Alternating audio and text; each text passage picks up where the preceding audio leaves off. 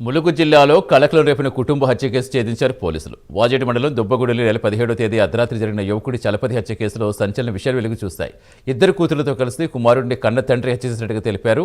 నిత్యం మద్యం సేవించి ఇంట్లో గొడవలు చేయడం, డబ్బుల కోసం వేధించడం, దాడులకు పాల్పడడంతో బాధలు భరించలేక హత్య చేసినట్టుగా ఒప్పుకున్నారని పోలీసులు తెలిపారు.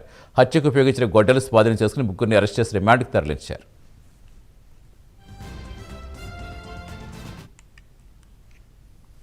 ఒక వ్యక్తి తన ఇంటి ముందు దుబ్బగూడెం గ్రామానికి చెందిన బడే చలపతి వయసు 30 సంవత్సరాలు అనే వ్యక్తి తన ఇంటి ముందు వంట అండుకునే దగ్గర మంచంపై నవారు మంచం పడుకొని ఉంటే తెలియని వ్యక్తులు మొహం, తల మరియు మెడపై పలుమార్లు నరికినట్టుగా ఉన్నది. దానిపై ఈరోజు ఎస్ఓలి మాకు విచారణ అధికారులకు అందిన నమ్మదగిన సమాచారం ప్రకారం మృతుడిని తన తల్లిదండ్రులు తన కుటుంబ సభ్యులే హత్య చేసినట్టుగా సమాచారం ఉంది. ఈ సమాచారం ప్రకారం మృతుని ఇంటి వద్దకు ఈరోజు వెళ్లి ఉదయం విచారించగా మృతుల్ని తన తండ్రి మరియు తన ఇద్దరు అక్కలు, అంటే ఇంటి దగ్గర ఉన్న పెళ్లి కాకుండా ఉన్న పెద్దక్క మరియు మృతుని ఇంటి ముందు ఉన్న 3వ అక్క, ముగ్గురు కలిసి హత్య చేసినట్టుగా వారి నేరాన్ని ఒప్పుకున్నారు.